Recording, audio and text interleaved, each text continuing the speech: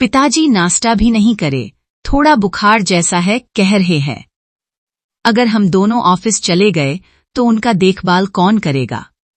बुखार चढ़ गया तो वो हमें फोन करने के लिए भी झिझकते हैं। ऐसे समय में माँ होती तो। विनिल के आंखों में आंसू भर गए। हल्लो जी, उनके लिए एक अच्छा सा कंबल ले आई। छोटे बच्चों की तरह, जरा से बुखार से क्या घबराना? अभी आपने टैबलेट्स दी हैं ना? अब तक तो बुखार थोड़ा उतर जाएगा। कॉफी मैंने फ्लास्क में भरकर पिताजी के पलंग के पास रख दी है। फल भी पास ही में रख दिए हैं। शाम को जब मैं आऊंगी तो ब्रेड ले आऊंगा। क्या तुम थोड़ी देर रुक कर आओगे? यह हरिता ने कहा। काश आज के लिए तुम घर पर रुक जाती, हरी। अगर पिताजी बीमार रहेंगे तो मैं अपना काम ठीक से नहीं कर पाऊंगा। ऑफिस में तो अर्जेंट प्रोजेक्ट है। नो वे, विनू, मुझे जरूरी जाना ही होगा। डोंट थिंक, कोई और अवकाश नहीं है।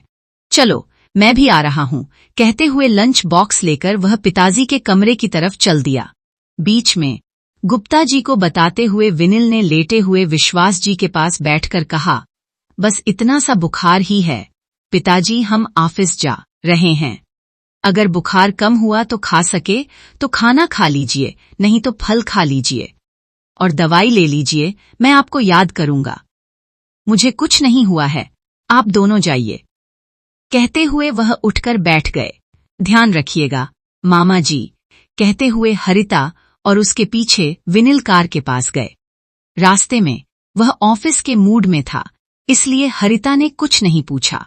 विनिल और हरिता दोनों सॉफ्टवेयर इंजीनियर थे। उनकी प्रेम सह अरेंज्ड मैरिज हुई थी। शादी को 1 साल हो गया था। नौकरी में प्रमोशन मिलने से दोनों व्यस्त हो गए थे। फिलहाल उनका ध्यान करियर पर था। बच्चे पैदा करने का उनका कोई इरादा नहीं था। विनिल की मां 4 महीने पहले गुजर चुकी थीं। विनिल की शादी से पहले ही उसकी बहन रूपा की शादी हो गई थी और वह अपनी ससुराल चली गई थी। पिताजी को अकेले घर पर छोड़ना पसंद नहीं था, इसलिए वह उन्हें शहर ले आया था। पत्नी के वियोग में पड़े पिताजी का ध्यान रखते हुए हरिता अपना फर्ज निभाते हुए घर का काम करती थी। अब पूरी तरह से घर के प्रति समर्पित होना क्या? यही हरिता का सवाल था। हरिता ऑफिस की व्यस्तता में ससुर जी की बीमारी को भूल गई। रोज की तरह से भी वह थोड़ी देर से घर पहुंची। किचन में ब्रेड सेंक रहे विनिल को देखकर उसने पूछा, तुम्हें आए हुए कितनी देर हो गई? और यह ब्रेड किसके लिए? विनिल ने एक बार सिर उठाकर देखा और बिना कुछ बोले अपने काम में लग गया। तब हरिता को याद आया कि ससुर जी को बुखार है और उसने कहा था कि आते वक्त ब्रेड ले आएगी। ओह, मैं माफी चाहती हूँ विनू, मीटिंग के तनाव में मुझे याद ही नहीं रहा। क्या तुम ही ब्रेड लाए हो? क्या ससुर जी का बुखार कम नहीं हुआ? वह कैसे हैं? उसने अपराधबोध से पूछा। विनिल बिना बात किए प्लेट में ब्रेड के स्लाइस रखे और एक गिलास में दूध डालकर पिताजी के कमरे की ओर चल पड़ा। वह सुनता ही नहीं है। हरिता उसके पीछे पीछे गई। कैसे हैं मामा जी? अब थोड़ा बेहतर है। अच्छा पिताजी, आप थोड़ा ब्रेड खा लीजिए, ये दूध भी पीजिए। कितना मना करने पर भी विनिल उनको ब्रेड खिलाया और दूध भी पिला दी। अब आप आराम कीजिए, कहते हुए चादर उड़ाकर बाहर आए, जब तक हरिता वहीं खड़ी रही। अब आप लोग जाइए, जरूरत होगी तो बुलाऊंगा, विश्वम जी ने कहा। दोनों वहां से बाहर आ गए। विनिल को गुस्सा आ गया है, यह समझकर हरिता सफाई देने लगी, लेकिन विनिल ने उसे मौका नहीं दिया। उस रात विनिल अपने पिताजी के कमरे में ही सोया। अगली सुबह भी विश्वम जी का बुखार कम न होने पर उन्होंने ब्लड टेस्ट करवाया। डॉक्टर ने मलेरिया का बुखार बताया। समय पर दवाइयां लेने और ध्यान रखने की सलाह दी। विनिल ने हरिता से बिना पूछे खुद ही ऑफिस से छुट्टी ले ली। यह क्या है विनू, मुझे एक बात भी क्यों नहीं बताया? मैं 2 दिन की छुट्टी ले लेती, हरिता ने थोड़ा नाराज होकर कहा। तुम्हें क्यों कष्ट देना? वह मेरे पिताजी हैं, मुझे ही उनका ख्याल रखना चाहिए, विनिल ने रूखेपन से कहा। यह क्या बात है? ऑफिस में अर्जेंट मीटिंग थी, इसलिए मैं उस दिन रुक नहीं पाई। उन लोगों को विवरण बताते जो काम नहीं जानते। तुम सब जानते हुए भी ऐसी बातें क्यों कर रहे हो? क्या मैं कुछ भी नहीं कर रही हूं? अगर वह तुम्हारे पिताजी हैं, तो क्या वह मेरे ससुर जी नहीं हैं? मैं तुम्हारे साथ ही आ रही हूं, तुम्हारे साथ ही जा रही हूं। जब से आई हूं, तब से लेकर जाने तक घर पर मैंने क्या नहीं किया है? हरिता ने कहा। घर का काम कामवाली करती, तुम केवल खाना बनाती हो। अभी हाल तक मैं ही करी पॉइंट से आते समय करी लाता था। पिताजी के आने के बाद से वह बाहर का खाना नहीं खाते, इसलिए तुम घर पर बना रही हो। तुम कह रही हो कि मैं तुम्हारी मदद कर रहा हूं। तुम कर क्या रही हो? गेम खेल रही हो। विनिल ने कहा। क्या तुम रोज मदद करते हो? जिस दिन जल्दी आते हो, कर देते हो। जिस दिन नहीं आते, कौन करता है? सुबह से शाम तक काम करके फिर घर पर 2 तरह का खाना बनाना क्या शिष्टाचार है? तुम्हें किसने कहा कष्ट उठाने को? तुम नौकरी छोड़ दो। मेरी सैलरी हमारे लग्जरी से जीने के लिए काफी है। घर पर ही रहो और पिताजी का ख्याल रखो। मुझे जैसा पसंद है वैसा रहो, बस यही बहुत है। विनिल ने जोर से कहा। मैं नौकरी क्यों छोड़ूं? मैंने इसे पाने के लिए इतनी पढ़ाई की। क्या मैं वह सब राख में मिला दूं? क्या मैं सिर्फ रोटियां बनाने वाली बनकर आपकी और आपके पिताजी की सेवा करूं? हरिता और भी जोर से चिल्लाई। चुप रहो, कहकर विनिल कुछ बोलना ही चाह रहा था कि दरवाजे पर खड़े होकर उनकी ओर देख रहे पिताजी को देखकर रुक गया। विनु, तुम लोग मेरे लिए झगड़ रहे हो। मैं चला जाता हूं, विश्वमजी ने दुखी होकर कहा। आप कहीं नहीं जाएंगे पिताजी। मैं हम दोनों को संभाल लूंगा। आप इन बातों पर ध्यान मत दीजिए। चलिए, आराम कीजिए, विनिल ने उनका हाथ पकड़कर कहा। मामा जी, मैं नौकरी छोड़कर घर पर नहीं रह सकती। जितना हो सकेगा, मैं उतना करूंगी। मैं कामवाली की पगार थोड़ी और बढ़ाकर उसे घर पर रहने को कहूंगी। पर विनिल अगर ऐसी बातें करेंगे तो मुझे दुख होता है, हरिता ने ससुर जी से कहा। बच्ची सही कह रही है ना विनु, इतनी पढ़ी लिखी है, तुम्हें छुट्टी लेने की जरूरत नहीं है, तुम जाओ। मैं अपना ध्यान रख लूंगा, विश्वमजी मुश्किल से बोल पा रहे थे। अगर कुछ कहेगा तो पिताजी को दुख होगा, इसलिए विनिल बिना कुछ बोले उन्हें अंदर ले जाता है। विश्वास जी का बुखार कम हो गया। विनिल ऑफिस जाने लगा। विनिल और हरिता दोनों जब तक घर पहुंचे, रात हो चुकी थी।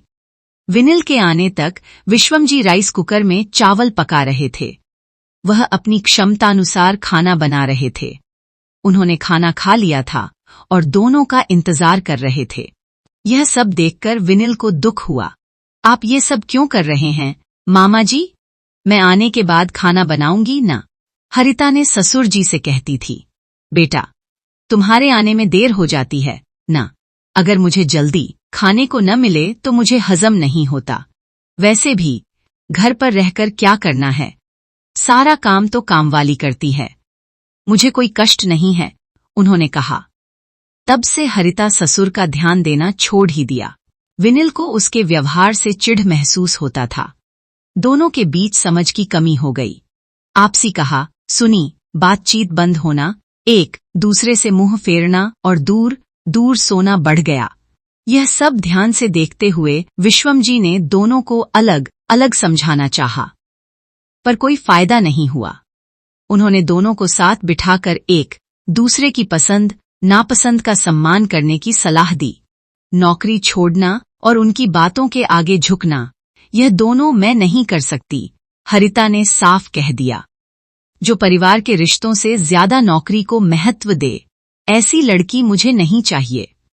जिम्मेदारियों को निभाना अगर झुकना समझती है तो यह मूर्खता है।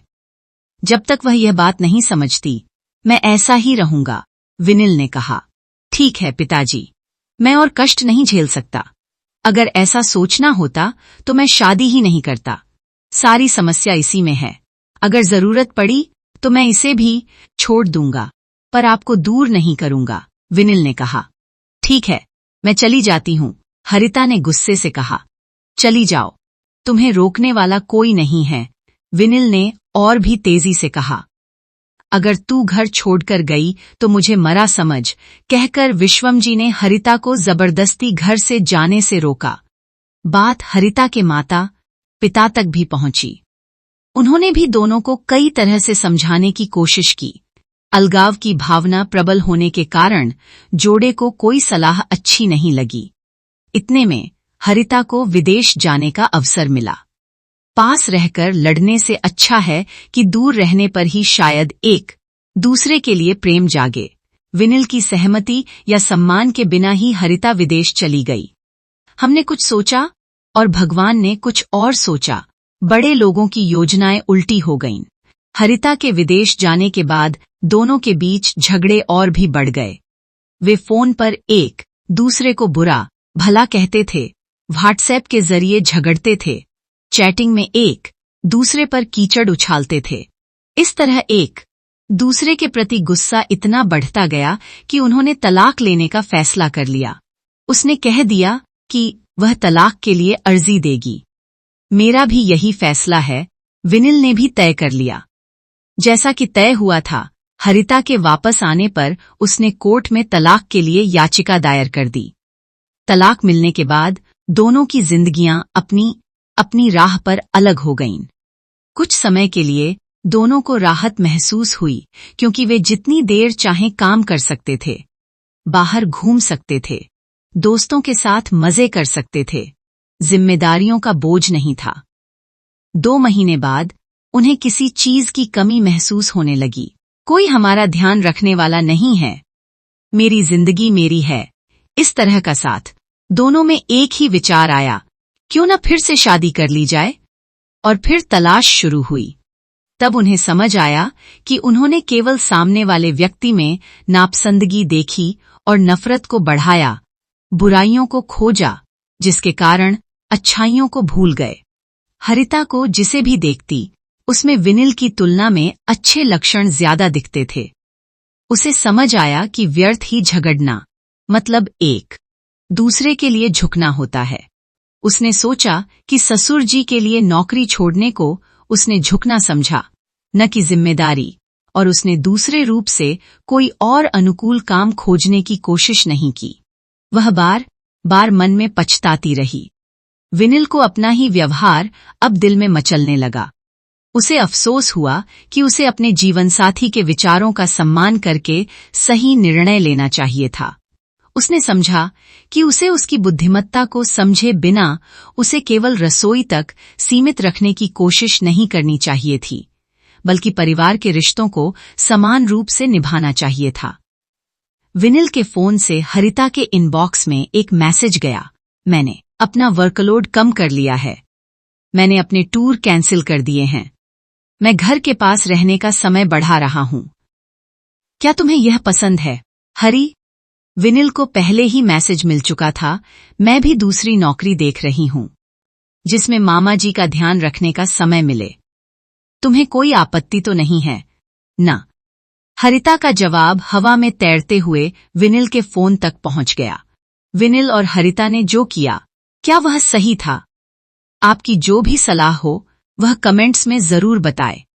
अगर वीडियो पसंद आया हो तो लाइक करें और सब्सक्राइब करें।